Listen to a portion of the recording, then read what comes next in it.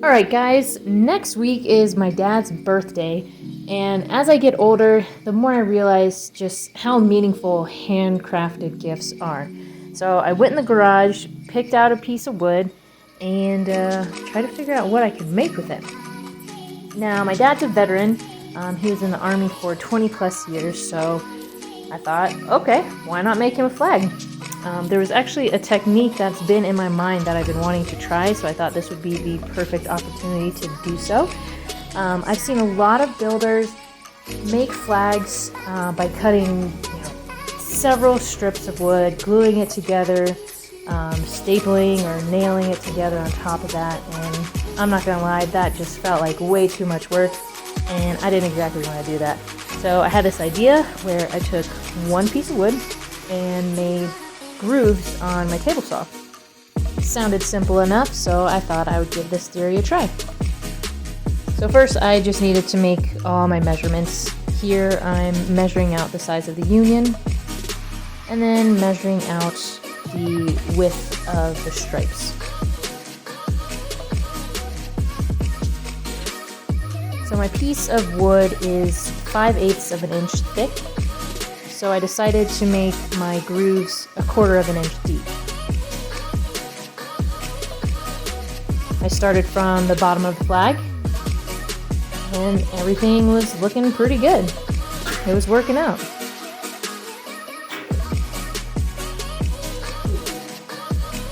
Until I got to the union. So as you saw, starting from the bottom, it was pretty easy. I just pushed the wood through. But then when I got to the union, I couldn't push the wood through the length, otherwise I'd cut right through the union. So I took a second to think about it, and I decided to do a plunge cut. Seemed to work out okay. So I just kept on going, making my stripes. Now doing this plunge cut, I wasn't able to get exactly to the edge of the union because, mind you, I'm making this flag face down, so I can't actually see where I'm cutting.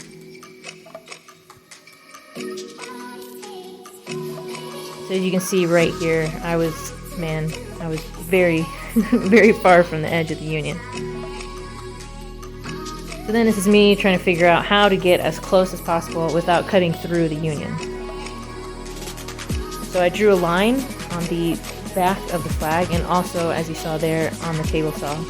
I ended up elongating that line all the way to the edge of the table saw, so that way I could see the line when I moved the fence. So that's what I'm doing there.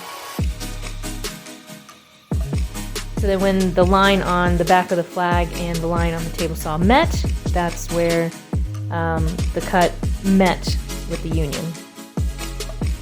Or so I thought. I was just a tiny fraction away from the union. But better to be undercut than overcut.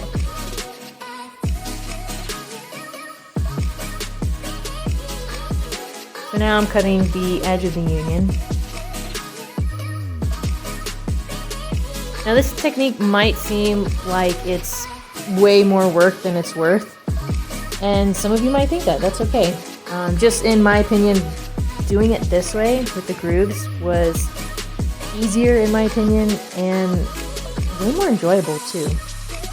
So I didn't have to worry about making sure each individual sliver of a piece of wood was exactly the same width, and then I didn't have to worry about any issues with glue up, like maybe one piece was raised up higher than another, or it warped while it was drying. I didn't have to worry about any of that. And you saw there were a couple pieces where I did cut just slightly past the union, but I ended up fixing that with some wood filler.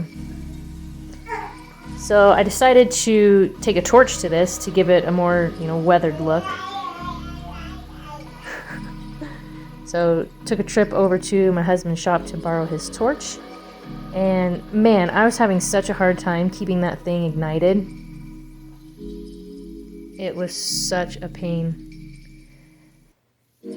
But then my husband gave me some very sound advice, and he actually told me that I had the gas on too high, so I needed to lower it. And after he gave me that pointer, it worked beautifully.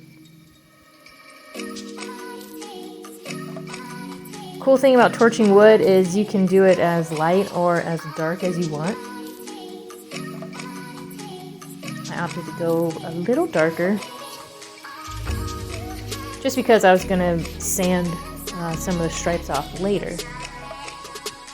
And then I did the edges, kind of give it, again, a more weathered, old antique look. So, back at the house, you can see feet out, meat out. Like I said, it was a beautiful day, you know. Those feet are white, they needed some sunshine. So I took a piece of scrap wood and 220 grit sandpaper, and I'm sanding what would be the white stripes. So I decided not to use any color for a couple reasons. A, I didn't have color, and B, I didn't want to go out and buy any. So again, I was just using what I already had. And what I already had was some ebony stain from Varathane. So that's what I used for, you know, what would be the red stripes. And since I did these grooves, you know, there was spacing in between each stripe. I thought I was going to have to somehow like separate each of the stripes in order to do this stain, so that way I wouldn't get stained on the white stripes. But because of that groove, there was some space, and thankfully my fingers aren't extremely huge. So I didn't have to tape off the stripes at all, so that was pretty cool. I'm digging it. Alright, then I got a stencil. That seemed to be the easiest the easiest way to do these stars. It's not the way that I actually wanted to. I wanted to use the CNC and carve out the stars, but given that my dad's birthday is in such a short amount of time, I didn't want to waste that time learning how to use a CNC. I think it still came out great, and I think he's really going to like this. I certainly do. I really like how this came out, especially for the first try and testing a theory that was in my head and seeing it come to fruition. So I hope you guys enjoyed watching. Thank you so much. And it's not America without the captain. Thanks, guys.